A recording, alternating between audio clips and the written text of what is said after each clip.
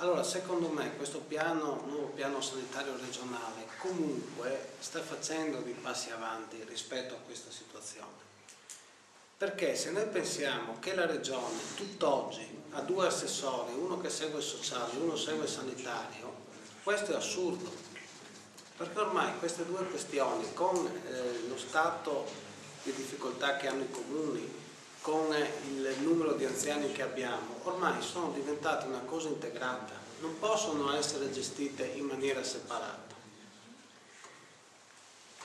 E questo, soprattutto per i comuni, è importante che queste due cose vadano a braccetto, perché noi ci troviamo come comuni a gestire delle situazioni sociali che di fatto sono sanitarie, perché di fatto la famiglia non riesce a gestire il malato a casa, perché noi quando abbiamo un anziano a casa, e sicuramente tutti nelle nostre famiglie l'abbiamo provato, e dobbiamo andare in un ufficio per chiedere il deambulatore per spostare l'anziano, dobbiamo andare nell'ufficio a fianco per chiedere il pannolino, dobbiamo andare nell'ufficio a fianco per chiedere un'altra cosa. Non può essere più gestita in questa maniera queste situazioni. Infatti adesso l'azienda ha dato un contributo di 2.400 euro per l'acquisizione di 2 terminali con determinate caratteristiche, in maniera tale che tutti gli uffici comunali dell'assistenza sociale vengano messi in rete con l'azienda sanitaria,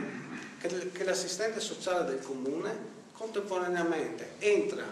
nel nominativo del nostro anziano e riesce a vedere tutto il panorama, e nel momento in cui deve fare una richiesta non deve andare il familiare a fare la richiesta su 3 uffici diversi, parte direttamente dall'ufficio del comune la richiesta e viene indirizzata automaticamente ai 3 uffici. Quindi questi, secondo me, strada da fare ce n'è moltissima, perché ci mancano quelle strutture intermedie che abbiamo parlato,